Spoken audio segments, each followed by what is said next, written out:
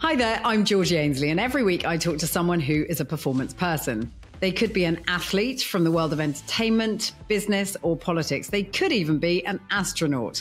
The key link is, of course, that they all know how to perform at the top level, and they can teach us all a thing or two about how to do that in our own lives at whatever it is that we do. Performance People is available wherever you get your podcasts, or of course you can watch us on YouTube, where you can also subscribe, and please do. Dr. Gabrielle Lyon is a functional medicine practitioner and the founder of the Institute of Muscle-Centric Medicine. She's a best-selling author, nationally recognized speaker, and media contributor, specialising in brain and thyroid health, lean body mass support, and longevity. The downstream effects of focusing on this plethora of obesity-related illnesses or challenges, potentially, if we're getting worse, then maybe we're not asking the right question. It's never too late. When I was writing this book, I looked, okay, so what is the oldest individual that we will see that will not show benefit? I couldn't find it. 85-year-olds were getting stronger. Listen, people, here's what I'm going for. I talk all about muscle. I talk all about protein, but the reality is I only want one thing, and I want a stronger world. That's all I care about. So I was really inspired when I did a little bit of research into who you are and what you're all about, Gabrielle, by watching your TED Talk, and you talking in particular about this lady, Betsy. And I think it would be really helpful if you could explain to my audience, our audience on Performance People, who Betsy is and why she's relevant to the discussion we're going to have today. There's two components to Betsy that are incredibly valuable. Number one, she was a real person. And I think we all have somebody in our life, whether you're a provider or a professional, entrepreneur, etc., where you interface with someone and it's that interaction that changes everything for you. And the story of Betsy, we'll call her Betsy, we'll call her Betty. She was a mid-50-year-old woman, mother of three, always put herself last. And what was so interesting is she was a great student. She did exactly what the medical profession had told her to do, which was eat less, exercise more. And she cycled through the last 20 pounds for the last 20 years, yo-yo dieting. She lost weight, and in the process, she lost muscle, destroyed her metabolism. And I just adored her. We all have someone who's just so rambunctious and full of life. And I imaged her brain. And at the time, I was also doing a geriatric fellowship.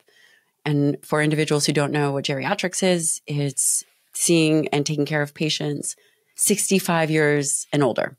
It's end of life. It's normal life, it's dementia care, it's palliative care. It's quite all-encompassing and quite intense.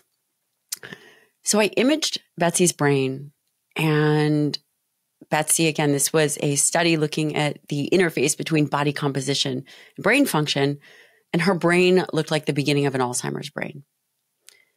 And it was at that moment that I realized we had failed her. The medical community had failed her.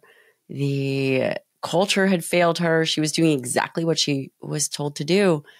And I knew that at some point she was going to forget her kids' names, and just the trajectory of her life wasn't going to be what she probably anticipated. And that's really where these concept of muscle-centric medicine was born, because I knew we had to do better.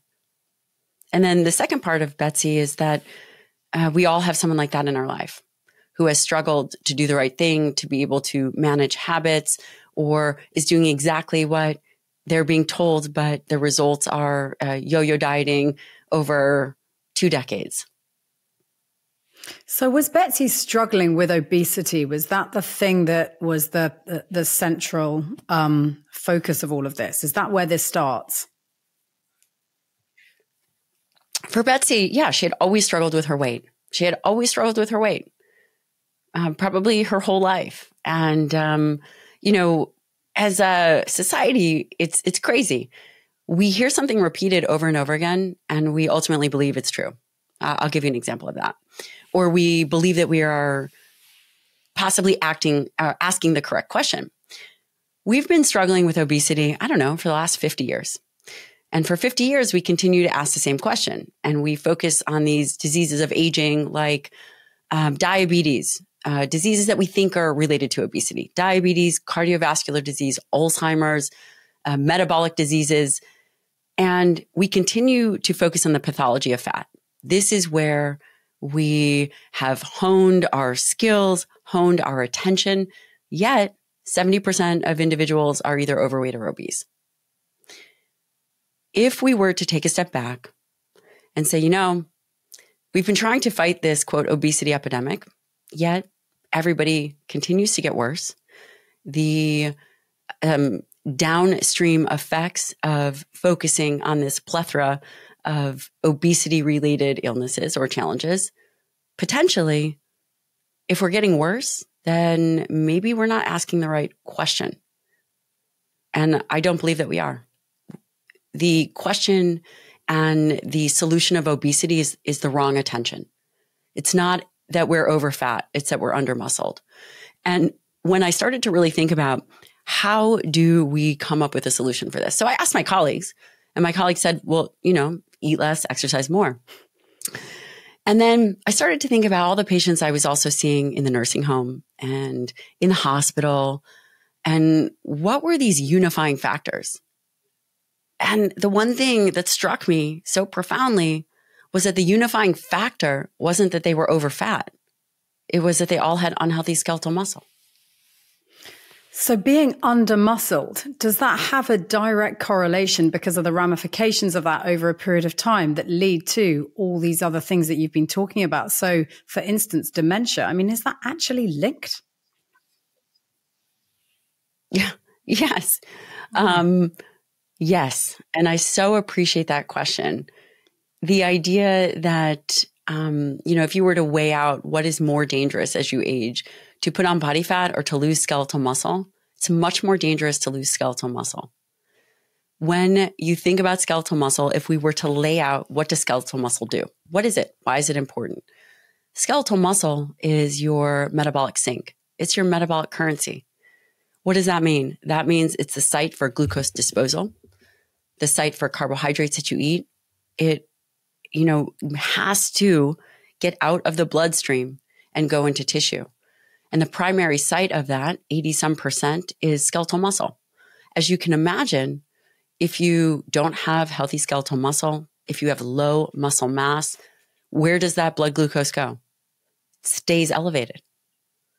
It eventually will go into other tissues with the help of insulin, but we see an increase in glucose over time, an increase in insulin resistance. Insulin is a peptide hormone released from the pancreas to move glucose out of the bloodstream into cells. So yes, skeletal muscle loss or having unhealthy skeletal muscle is a crucial component. And in fact, you will see defects or challenges or issues with metabolism in skeletal muscle, like insulin resistance, decades before you start to see overt problems like type 2 diabetes. There is no such thing as a healthy sedentary individual. The earlier data out of Yale, when you look at 18-year-old sedentary college students, they showed signs of skeletal muscle insulin resistance.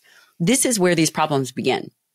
Once you have skeletal muscle insulin resistance, again, the tissue ends up looking like a marbled steak. You get fat infiltration, the tissue is not functioning the way it should, versus having your skeletal muscle look like a fillet, which is what it should.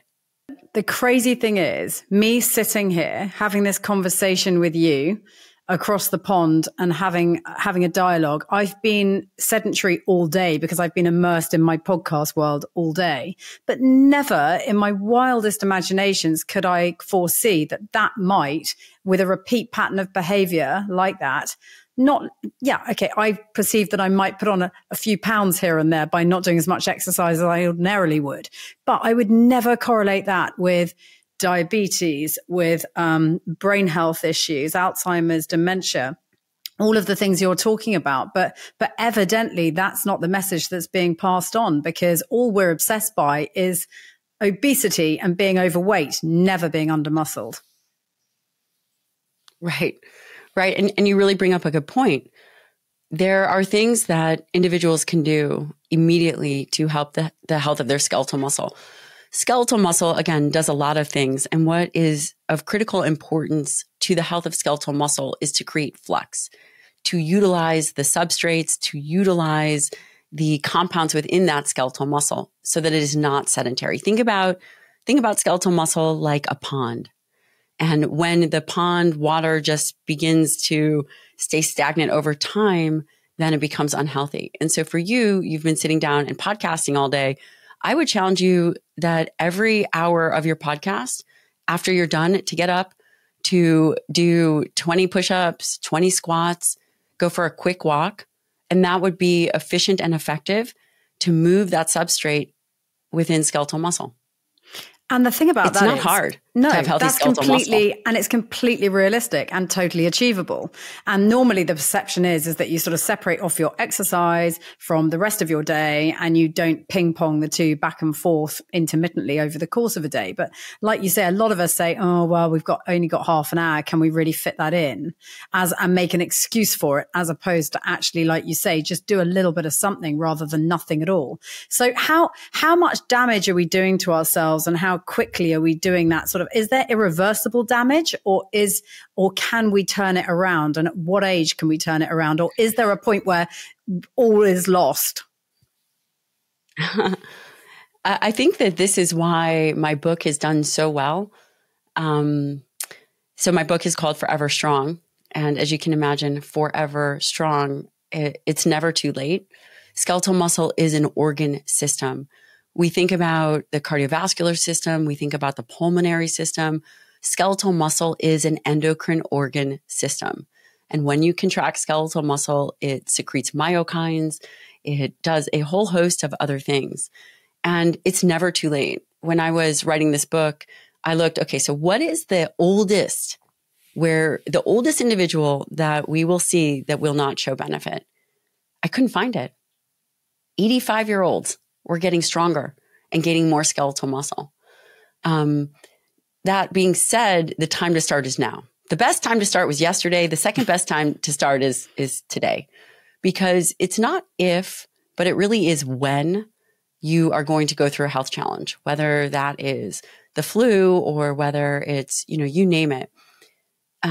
We get sick, and making sure that we can have healthy skeletal muscle to act as a reservoir for our body is really crucial. And then as we age, the other misconception I would say that people have is that they think that aging is a linear process, that it's just kind of this slow decline. That's not it at all.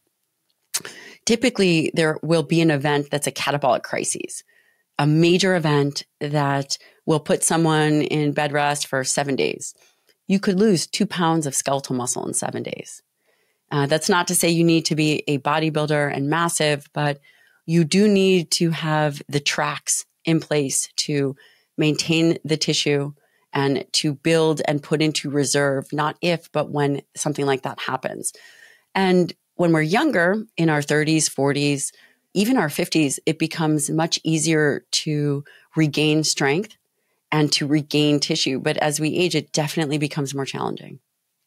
So let's help people by explaining, or you explaining, because I'll just ask the questions, but how they get better muscle health. We've touched a little bit on exercise, but there are other components to this, including sort of nutrition as well. So what are the key ways that you can improve your muscle health? If you're someone listening to this and you think, oh my God, this is terrifying, tomorrow I've got to do something about it, how would you suggest easing yourself? Today they're going to do something about it.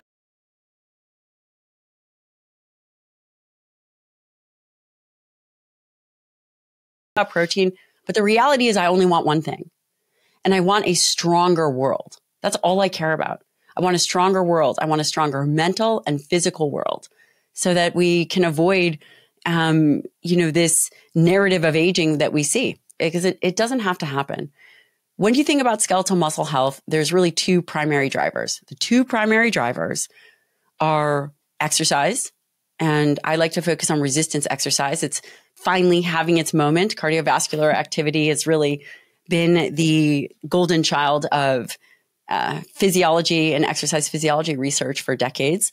And the way to support your exercise and the way to support your skeletal muscle is through dietary protein. It's a non-negotiable. If we were to think about which is more impactful, I get this question a lot. Is it exercise or is it diet? I'm about to blow your mind right now because it's actually exercise. Nothing is going to be more influential in the input of homeostasis, of pushing something out of homeostasis, of creating a full body systemic response than exercise. When we talk about what kind of exercise, pick your poison. High intensity interval training is incredible. High intensity interval training is incredible for insulin resistance. It's incredible for body composition. It's incredible, by the way, for people who do not have time. 30 minutes, I would challenge you to be able to do more than 30 minutes of some kind of really high intensity exercise. It's very difficult. It impacts both cardiovascular and skeletal muscle health. So there's that piece. Overall resistance training, and there's a whole spectrum of how people think about it, whether it is strength, and that is usually thought about as the lower rep range, but there is a continuum, whether it's strength, hypertrophy, or endurance, all have influence on the health of skeletal muscle. And then, of course, cardiovascular exercise, which is great for the heart and, of course, mitochondria. But if I were to say what is the most important thing for aging and longevity, it is resistance training. I would say resistance training would be number one, and that would be moving anything against force. If you are new to training, it could be body weight. It could be push-ups. It could be squats. And then you could progress to bands. It doesn't have to be complicated, but I will ultimately say the goal is that you are training for life. You're not training to be better at exercise. You are training to be better at life. And what does that mean? That does mean being able to pick up heavy weights and move them. Like a kettlebell, you have to be able to carry your luggage and carry your groceries and put them overhead. You should train to do these things. It's really interesting you say that, because a couple of weeks ago, my elbow went, and this isn't supposed to be any kind of me asking you what to do with myself, but I went to see somebody about it, and she said, "Oh, you've got tennis elbow. What have you been doing lately?" I said, "Oh, I've got these two dogs, and they pull every time I walk them. They pull my arm, and I've got this baby who's 2 years old, and he's getting heavier and heavier, and I'm always lifting him on this side, and the various stresses and strains that I'm putting on myself." And I thought to myself, do you know what though? I haven't actually been exercising as much as I used to exercise, because I never would have had an injury like this had I been exercising. And it brought home to me the reality of actually that lack of exercise was causing me injuries. Not because I was doing the exercise, because I wasn't doing the exercise. And I think that's the sort of thing that as you get older, these little niggles become a bigger issue and they take longer to solve and to cure. So like you say, and that makes absolute sense, putting those sort of building blocks around yourself, building this reservoir so that as and when you do have a problem, you can bounce back faster. It does make a huge difference, doesn't it? Yeah, absolutely. And what happens is people think that body composition naturally changes over time. And I would say that that's not true. What changes is our activity and our willingness to do hard things. It's our activity and our willingness to do hard things that changes, not overt our body composition. And if we continue to do these hard things and these things that challenge us physically, then I suspect body composition changes would happen much, much, much later. We're talking 60s, 70s. So exercise is key. Nutrition, you mentioned protein.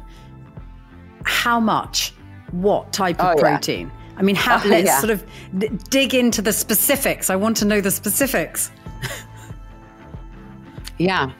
A protein is really funny. It's a macronutrient that is more controversial or as controversial as religion.